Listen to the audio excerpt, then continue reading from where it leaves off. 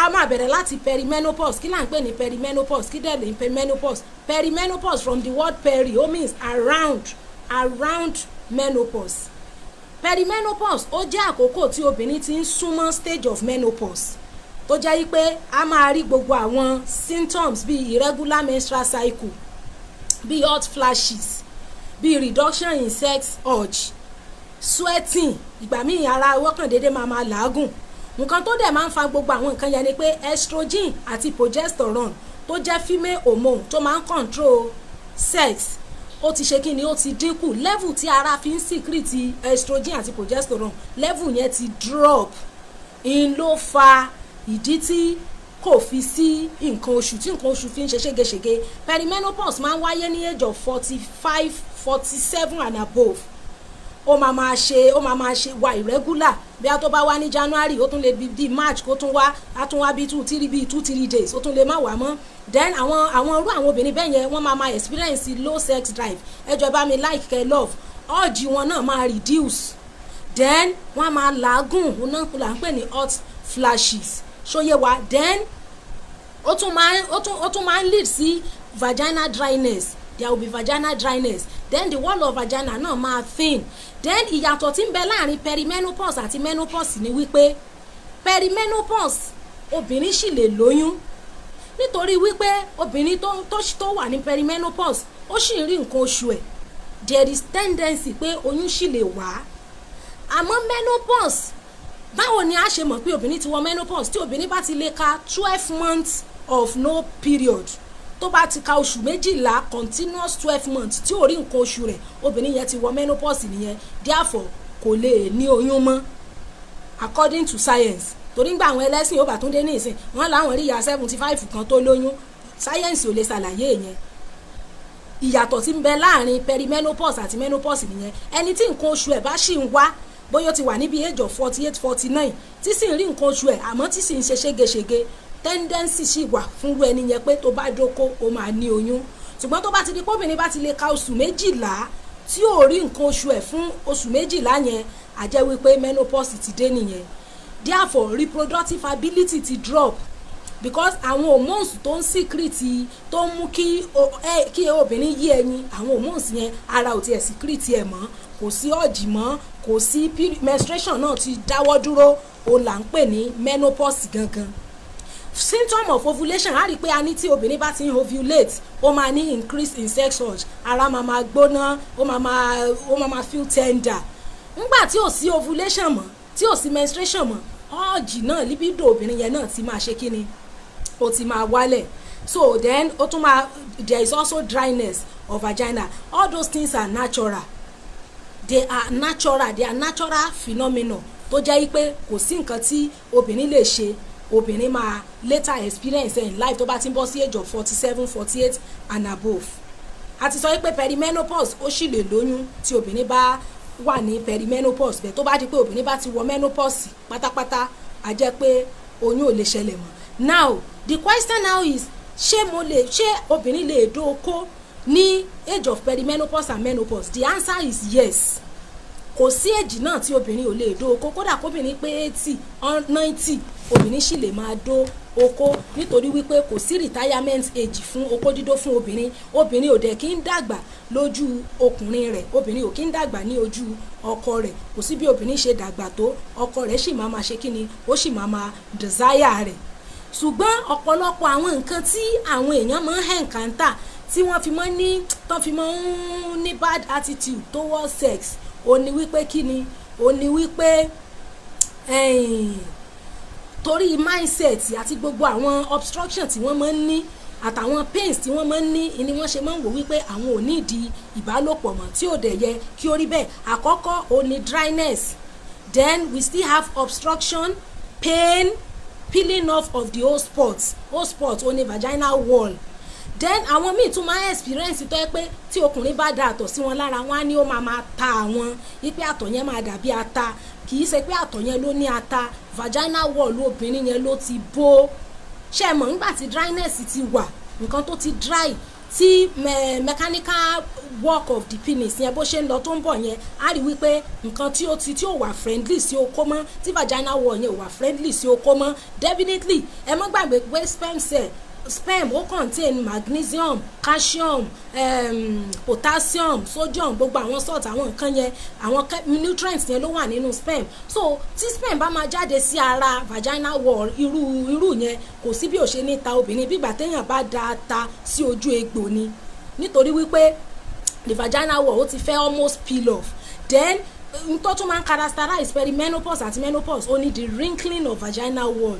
Wrinkling tó yẹ pé vaginal wall máa wrinkle, ó máa dàbí pé ó hun jọ, kò ní wà attractive mọ́. So gbogbo irú àwọn nǹkan yẹn òun ló máa ń characterize menopause tí àwọn obìnrin fi máa ń wà pissed off pé àwọn ò fẹ́ dóko. Kò sí ìgbà tí ìwé sọ pé obìnrin ò lè dóko, kò sí tí tóbìnrin ó fi darúgbó. Èèyàn ó kàn wá solution ṣe ṣẹ̀mọ̀ adjustment lèèyàn máa ṣe. Tí obìnrin bá lóyún ẹ bẹ̀rẹ̀ sí ní ka àwọn ìwé tó ní ṣe nípa oyún, ẹ mọ̀ attend antenatal, ẹ mọ̀ ṣe gbogbo ẹ̀. So each stage of life náà ló ní adjustment tí wọ́n ń ṣe tí ó fi máa rọrùn. Bẹ́ẹ̀ ni then àwọn míì tún máa ń bẹ̀rù wípé tí àwọn bá wọ menopause táwọn bá wá ń dóko inú àwọn wà máa wú, àwọn wà máa rọ sperm sínú. Kò rí bẹ́ẹ̀. Ṣé ẹ rí menstruation tí obìnrin máa ń ṣe yẹn, ẹyin tí ò fertilize òun ló break plus the wall of the uterus ló ń shed òun ni menstruation. So sperm tóbìnrin bá gbà sára kọ́ ni obìnrin fi menstruate jáde. Menstruation is the shedding of the wall of the uterus plus unfertilized egg. Ìgbà tí wall of uterus ò shed mọ́ tóbìnrin ò secrete ẹyin mọ́ débi wípé kí unfertilized egg kankan fẹ́ wá, definitely kò sí period. Sperm tí obìnrin gbà sára yẹn kò sí ni ó máa squeeze it out, you will squeeze it out. So kò ní ìdí kóbìnrin ṣẹ̀ṣẹ̀ mọ bẹ̀rù pé à ń gbà tóun ò ṣe nǹkan oṣù mọ́ òun ò ní ìdí okó mọ́. Kò síbi tán kọ́ sí, kò síbi tán kọ́ sí wípé kí obìnrin kó mọ́ dó okó. Bẹ́ẹ̀ ni míì tún kódà ìgbà tóbìnrin bá wọ menopause gan ló yẹ kí obìnrin dó okó jù, nítorí wípé a máa sọ àwọn àǹfààní okó dídó fún obìnrin tó jẹ́ ìyá arúgbó. Àkọ́kọ́ ni wípé there is no fear of getting pregnant. Kò sí bẹ̀rù wípé kéèyàn ó má lóyún, kò sí gbogbo bẹ̀rù yẹn mọ́. Ṣóyé wa. Then okó dídó ní arúgbó ó máa ń strengthen vaginal muscle, ó máa ń strengthen muscle pelvic. Ẹ ra àwọn ìyá arúgbó mi wọ́n á kàn rẹ́rìn díẹ̀ wọ́n á dẹ̀ máa tọ̀ sára. Ẹ ra àwọn arúgbó mi wọ́n á wúkọ́ wọ́n á kàn máa tọ̀ sára because pelvic wọn ó ti weak. So tó bá ń dó okó dédé, ìwé jẹ́ kó yé wa pé okó dídó máa ń strengthen pelvic wall, ó máa ń strengthen the wall of the pelvic. In other words, ó máa ń mú kí wall òbò kó strong dáadáa, ó máa hold ìtọ̀. Ẹ ní rí kí obìnrin tó bá ti wọ menopause tó ń dóko dédé kò ní máa tọ̀ sára. Àwọn tó máa ń sá fọ́kọ́ àti menopause yẹn wọ́n máa tọ̀ ni. Tán bá jókòó jù ẹ rí wípé ìdí wọn ó ti máa rin, ẹlòmíì lè rẹ́rìn kó tọ̀ sára nítorí wípé pelvic ẹ̀ kò ṣe kíni, kò strong dáadáa. Then kí ni reason tí ọ̀pọ̀lọpọ̀ àwọn èèyàn fi máa ní negative reaction sí sex ní menopause? Ó ní pé àkọ́kọ́ ó ní pain because of dryness. Àti sọ yẹn síwájú, pain tí obìnrin míì máa ń go through nítorí wípé there is penetration obstruction. Ẹlòmíì dẹ̀ lélẹ́yìn nǹkan yẹn déédéé ṣẹlẹ̀ sí lójijì ni tí ò tiẹ̀ mọ̀ tó kàn déédéé rí wípé òun bẹ̀rẹ̀ sí ní dry. Ṣóyé wa bẹ́yẹn. So kí ni nǹkan tóbìnrin dẹ̀ lè ṣe ní everybody mọ̀ nípa lubricant, adẹ̀ ní àwọn àgbà náà ló wà fún. Then mindset tí obìnrin míì especially àwọn African women ẹlòmíì á sọ pé àwọn ti lọ́mọ ọmọ àwọn ò ní ìdí okó mọ́. Kò dẹ̀ rí bẹ́ẹ̀. So gbogbo àwọn mindset yẹn a gbúdọ̀ gbé gbogbo ẹ̀ kúrò nínú ara. You must remove it because sex àwọn tí wọ́n ti dàgbà tí wọ́n ti darúgbó àwọn ló yẹ kí wọ́n nílò okó, nítorí wípé gbogbo nǹkan tí ó máa mú kí ara wọn wà oil kó wà lubricant kó ní lubricant gbogbo ẹ̀ pátápátá ni ò produce mọ́ naturally. Gbogbo àwọn oxytocin àwọn dopamine àwọn endorphin yẹn wọn ara wọn ò bá tiẹ̀ ń secrete ẹ̀ gan level ti fi ń secrete ẹ̀ kéré. So time yẹn ló yẹ kí wọ́n ṣe kíni kí wọ́n fa okó mọ́ra. A ti sọ wípé ìbáṣepọ̀ tí ń bẹ láàrin okó àti òbò ó dàbí relationship ìyá àtọmọ ni. A rí wípé tí ìyá bá ṣẹ̀ṣẹ̀ bímọ, ìyá ló máa tọ́jú ọmọ, ìyá ló máa ṣe kíni ló máa kẹ́ ọmọ tó máa kẹ́ ọmọ lójú kẹ́ ọmọ nímú tó bá ti di wípé ọmọ dàgbà ọmọ ló máa tọ́jú ìyá. Bẹ́ẹ̀ náà lọ̀rọ̀ okó àtòbó ṣe rí. Tí okó bá ṣẹ̀ṣẹ̀ rí òbò ó máa tọ́jú okó yẹn, okó máa tọ́jú òbò, ó máa fẹ́ rí, kò ní fẹ́ kó jáde lọ, kò ní fẹ́ kó rìn jìnnà. Tó bá ti di wípé àkókò kan tó bá ń rẹ okó yẹn, òbò lókù tó máa wá okó ló máa fajú ẹ̀ mọ́ra. Òun ló dífá fún àwọn ìyá àgbà yẹn. Ẹ má mọ̀ sọ pé ẹ ti ní ọmọ, ẹ ti lọ́mọ ọmọ ẹ̀ ní ìdókó, ẹ̀yin gangan lẹ ní ìdókó jù. Nítorí wípé ọ̀tọ̀ ni kéèyàn slim, ọ̀tọ̀ ni kéèyàn dry. Àwọn obìnrin míì wà tó wọ́n gbẹ wọ́n tún wá dry, wọ́n slim wọ́n tún wá dry. Obìnrin ò gbúdọ̀ dry, obìnrin ò gbúdọ̀ gbẹ. Okó ló lè ran òbò lọ́wọ́ at the age of menopause. So ẹ má máa sá fún okó. The reason míì ni wípé low libido and stress to get them in the mood. Ṣé mọ̀ pé naturally gan gbogbo àwọn hormone tó ń produce ṣùmùṣùmù tó mú kí ara feel pé òun fẹ́ dóko, gbogbo àwọn hormone yẹn ò sí mọ́. So by nature gan kò sí urge náà mọ́ tẹ́lẹ̀tẹ́lẹ̀. So àwọn obìnrin tí wọ́n bá wà deliberate nípa okó dídó at that particular stage of life, a rí wípé wọ́n kàn máa tún wá gbàgbé okó ni. So fún àwọn obìnrin tí wọ́n sì ní ọkọ nílé, ṣe mọ̀ wípé lábala ní ètò yìí a sì ń sọ àwọn tá à ń sọ àwọn tó sì lọ́kọ nílé tán ti pé 50, tán ti pé 60, pé 70, àwọn là ń sọ fún pé ohun tí máa ń fà nìyẹn. Kì í ṣe pé bóyá nǹkan kan àbí bóyá spiritual kan nature ni low libido, then stress láti get wọn to the mood. Nítorí wípé gẹ́gẹ́ bí obìnrin tó ti wọ menopause, tí ọkọ ẹ bá sì fẹ́ dó ẹ gan, tí ẹ mọ̀ bínú wípé ẹ mọ̀ age làwa fi máa ń study. A mọ̀ wípé àwọn ìyá tán ti pé 50, 60, 70, 80 yẹn ìyá náà jẹ́ sírú àwa báyìí. Bẹ̀mí pé age la fi ń study àwọn research tá à ń ṣe. Òun ló jẹ́ ká mọ̀ sọ directly. We know their mothers, you understand, but we talk based on age. So èèyàn tó ti pé 50, 60, 70 òun ló yẹ kó máa fa tí ọkọ rẹ̀ bá sì fẹ́ dó, ó yẹ kí inú ẹ̀ máa dùn ni. Nítorí wípé by that time ọkùnrin yẹn mọ̀ nínú ẹ̀mí rẹ̀ wípé wàhálà lòun máa ṣe láti bring obìnrin to the mood. So kó tó di wípé emotion yẹn wá, kó tó di wípé ó fọwọ́ tẹ ara obìnrin ṣe gbogbo ẹ̀, tó bá jẹ́ ọmọdé tó sì wà in her 20s ọkùnrin ò nídìí kó ṣe much wàhálà. Kó tó dì mọ́, kó tó touch àwọn powerful erogenous zone lára ẹ̀, ara ẹ̀ ti dìde. Bẹ́ẹ̀ ìyá tó ti pé 60, 70 gan, ọkùnrin gan mọ̀ pé òun á ṣe wàhálà kóun tó mú ẹ wá mood. So for him to even be coming to you gan, ó yẹ kó grab copy ni, kó wọ gan kó tètè ya accept. Nítorí pé ọkùnrin yẹn ó sì nífẹ̀ẹ́ ni, ó sì nífẹ̀ẹ́ rẹ ni. Tí ò bá sì fẹ́ kò ní wá mọ́, because not by nature náà gbogbo wàhálà náà ni ó ṣe. Ẹja like ká love ká share, ẹja like ká love ká share. So low libido náà yìí tún máa ń fa reason tí àwọn obìnrin ò kí fi ń like okó nígbà arúgbó. Ṣóyè wa bẹ́ẹ̀ yẹn. Then previous sex experience náà, ìyẹn ìrírí ìbálòpọ̀ tí wọ́n ní nígbà kékeré. Àwọn obìnrin míì wà tó ṣe pé nígbà kan wà ní early stage pẹ̀lú ọkọ yẹn ò ṣe dáadáa sí wọn ò ní good memory. Ẹlòmíì ò tiẹ̀ experience orgasm, ẹlòmíì ò gbogbo time tí fi ń lóyún tí fi ń bí ọmọ rẹ̀ kò sí dùnnú níbẹ̀, ó kàn ṣàjòkó síbẹ̀ náà ni kí wọ́n mọ̀ lóhun kọ́kọ́. So ní young stage kò kan lè ní good sex life. Ṣẹ̀dẹ̀mọ́ kìíní yẹn ó máa ń memory. If a woman can a máa ń sọ pé obìnrin máa ń wà responsive, ọkùnrin ló máa ń wà spontaneous. Now the responsiveness of obìnrin can either respond to touch, respond to memory, or respond to love, or respond to ovulation.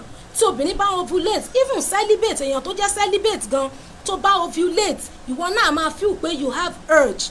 A máa ń sọ̀rọ̀ nípa cold water bath. Tó bá ṣe cold water bath ara ẹ máa balẹ̀, because àwọn hormones tó increase temperature yẹn tó bá fomi tútù pàdé wọn ara ẹ máa ṣílẹ̀. As a celibate tí ò marry, bóyá probably kò tiẹ̀ ní interest in the opposite sex, because all these things náà kò kí ń ṣe spirit that will come upon you and you will lose control. No.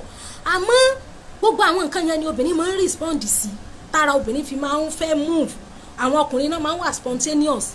Ṣùgbọ́n tí obìnrin ò bá ní previous sex good experiences, tóbìnrin ò bá ní good sex experience nígbà tó wà ní kékeré, ó ṣeé ṣe kó dàgbà kírú obìnrin yẹn kó má fẹ́ràn okó. Tí ò bá ní good sex life, àwọn ọkùnrin míì wà tó ṣe pé wọ́n kàn mọ̀ sáà ń kíìpù obìnrin kan lè rẹ́ni tọ́jú wọn nígbà tí wọ́n bá darúgbó ni. Fìfẹ́ hàn sóbìnrin, so irú obìnrin yẹn ẹ lè expect kó dàgbà kó wá like oko yín because naturally by nature gan ara ẹ̀ gan ò béèrè oko mọ́ ara ẹ̀ ò béèrè oko mọ́ ká tó wá tó ń burú pé ẹni tí previous time tó gbogbogbò wà ní kékeré náà kò gbádùn oko náà àrà padà ran bọ́ǹbù lọ́wọ́ náà ní ọ̀wà jẹ́ so previous experience ńgbà míì ìmọ̀ ń fa reason tí àwọn obìnrin míì fi máa ń kọ oko nígbà tí wọ́n bá ṣe kíni tí wọ́n bá da arúgbó ṣóyé wa then tí lára previous experience yìí náà àwọn ọkùnrin míì ìdíwé bí wọ́n ṣe máa handle obìnrin ò ní release serotonin kò ní release dopamine endorphin àti ẹ̀gbọ́pọ̀ oxytocin tiẹ̀ òun máa ń bond ni but àwọn hormone tó máa mú kí nerves obìnrin relax because serotonin neurotransmitter ni then cortisol òun ló máa ń calm nerves gbogbo àwọn nǹkan yẹn obìnrin yóò lè experience the release of all those things nígbà tó wà pẹ̀lú rẹ̀ gan so bẹ́ẹ̀ ló ṣe wá fẹ́ darúgbó tọ́lọ́n bá sì ti kẹ́ tó ti lọ́mọ tó tún ti lọ́mọ ọmọ á rí wípé àwọn ìyá yẹn wọn èé fẹ́ rí ti àwọn bàbá rò mọ́ then situational experience nígbà míì kí la mí by situational experience ni pé obìnrin míì wà tó ṣe pé ó ti ní one particular person tí wọ́n máa ń gbádùn ìbáṣepọ̀ yẹn pẹ̀lú probably bóyá èèyàn kan tó bóyá widow ni tó lost ọkọ rẹ̀ ṣóyé wa ọkọ rẹ̀ tó lost yẹn nísìn báyìí memory ọkọ yẹn sì wà lọ́pọlọ rẹ̀ bóyá ó wá remarry ìgbà tó wá remarry yẹn èèyàn tó remarry nísìn kò wá tiẹ̀ gbádùn ìbáṣepọ̀ pẹ̀lú ẹni yìí mọ́ so ìmọ̀ ń wà situational àwọn obìnrin míì wà tẹ́ pé ó ní one particular person tí wọ́n máa enjoy ìbálòpọ̀ pẹ̀lú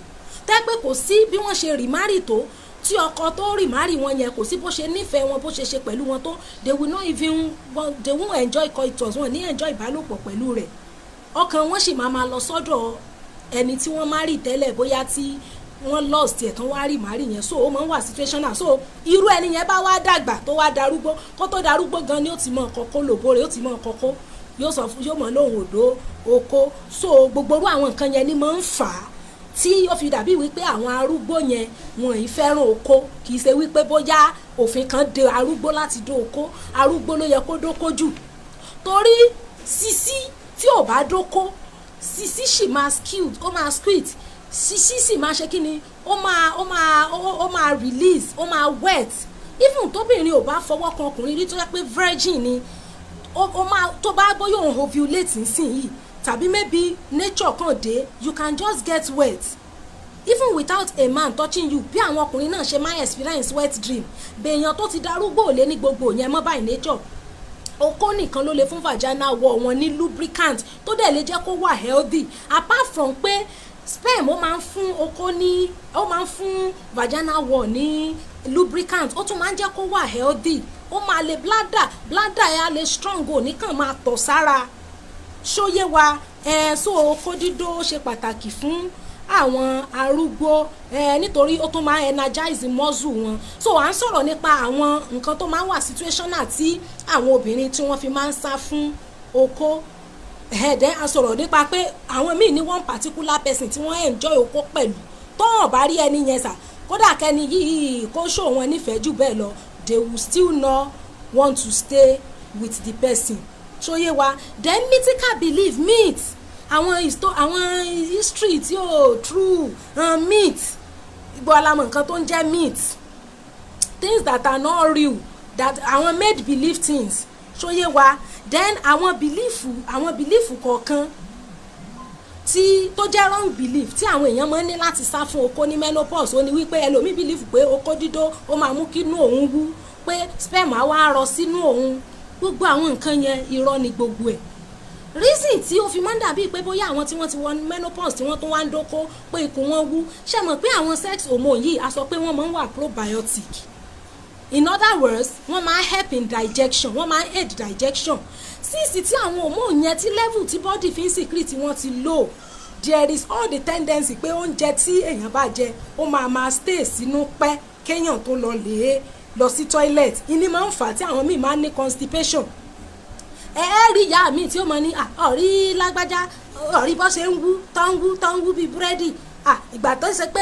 kò ṣe nǹkan sì mọ́ ìsì tó ń dọ́kọ́ níṣẹ́ ń wú irọ́ ni kì í so kó tí ń dó ní fi ń wú tí ò bá dókó gan-an bóyá yóò tún wú jù bẹ́ẹ̀ yẹn lọ wíwú yẹn ọlá wípé àwọn obìnrin mi ò kì í ṣe exercise then nǹkan oṣù tí obìnrin ò ṣe mọ́ ní àkókò yẹn àwọn hormones tí ara ti ń síkírìtì tẹ́lẹ̀ tí ó síkírìtì mọ́ yẹn ó níṣẹ́ tó ń ṣe lára ó tún máa ran obìnrin lọ́wọ́ láti jẹ́ kí ara rẹ̀ wà healthy ni bẹ́ẹ̀ ni so àwọn tí wọ́n mọ̀ ní torí wípé wọ́n ń dókó wọn ṣe nǹkan oṣù mọ́ ni wọ́n ṣe ń sanra wọn myth ni is just àwọn information tí ò true ni ṣóyé wa so okó dídó pé obìnrin wọ menopause kò ní kí obìnrin ó má dó okó mọ́ ṣóyé wa so ara sísan pé obìnrin ti sanra torí pé kò ṣe nǹkan oṣù mọ́ tí wàá ń dókó ní ṣe ń sanra gbogbo àwọn nǹkan yẹn they are just mythical belief they are just àwọn story àwọn theory tí kò true ṣóyé wa meanwhile kò sí sperm tóbìnrin gbà sára náà tí ò ní spill out ó máa padà jáde náà ni time tó kàn fi máa jáde kàn lè má yá compare to ìgbà tí ó sì wà ní Ṣàngóòde tẹ́ pé ó sì ń ṣe nǹkan oṣù tí gbogbo ẹ̀ ó bá ẹ̀jẹ̀ wá ṣóyé wa.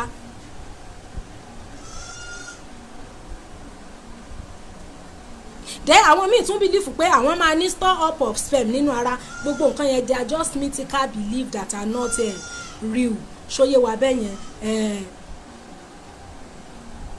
then àwọn obìnrin míì á ní àwọn ò fẹ́ jẹ́ kẹ́yìn àwọn kán ìwọ tó ọ̀bá dókó gan lẹ́yìn rẹ máa kán nítorí pé okó dídó exercise ni so gbogbo àwọn ìyá tó ní ẹ̀yìn ń dùn wọ́n waist pain tó máa ní waist pain àwọn ìyá àgbà tó máa ní waist pain tó máa ní leg pain yẹn torí àìdókó ni àìdókó ó máa ń mú kí ẹ̀yìn kó dùn obìnrin because tó bá dókó okó dídó is exercise ṣóyé wa it helps your bone to stretch and to be strong meanwhile ẹ má dẹ̀ jẹ́ ká gbàgbé wípé bí obìnrin bá ṣe ń dàgbà tí ọkùnrin náà ń dàgbà strength tó lè fi lè dóra wọn ti dínkù libido wọn náà ti dínkù gbogbo ẹ̀ máa balance together tẹ́ ẹ bá gbà fún àwọn bàbá yẹn mọ́ tẹ́ ẹ bá ń fi wọ́n lẹ̀ wọ́n wà forced láti lọ rèé bá àwọn sisi tí wọ́n sì lọ rèé báyìí wọ́n máa ké ọjọ́ wọn kúrú ẹ mọ́ like kẹ́ mọ́ love kí wọ́n má bàa flag wa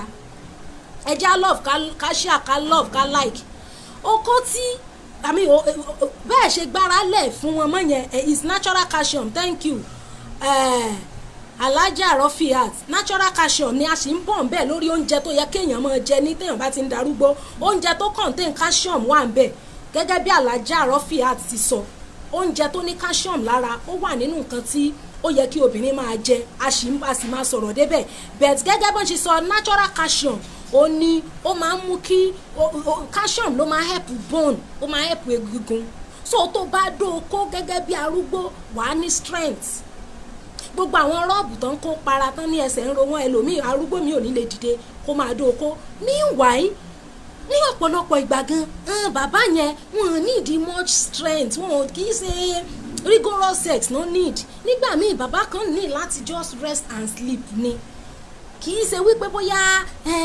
mechanical activity yẹn ó máa dàbí tìgbà èwe so bàbá ò really need bàbá 80 bàbá 70 kò ní much agbára so àwọn obìnrin yẹn ni wọ́n máa ń wò pé wọ́n ti dàgbà àwọn ò tó máa tì wọ́n dànù probably bóyá due to ẹ̀ṣẹ̀ tí bàbá yẹn ti ṣẹ̀ nígbà tó wà ní kékeré we are still coming there so mo kàn fẹ́ ká kọ́kọ́ clear gbogbo wrong belief àwọn myth àwọn nǹkan tí ò rí yẹn òun ni ṣóyé wa so à ń sọ wípé it helps your pelvic to be strong àti sọ yẹn then a ti sọ̀rọ̀ nípa lubrication then láti lè wá help obìnrin láti lè mú kí dídó kó rọrùn fún obìnrin ní arúgbó ni wípé àkọ́kọ́ a ti sọ̀rọ̀ nípa lubricant ó yẹ kó máa wà nílé bí pad bó ṣe máa ń wà nílé sisi bẹ́ẹ̀ ni lubricant ṣe gbúdọ̀ wà nílé arúgbó ṣóyé wa then ẹ máa mu omi déédéé ṣọ́dà ẹ máa wà hydrated ẹ níwà dehydrated then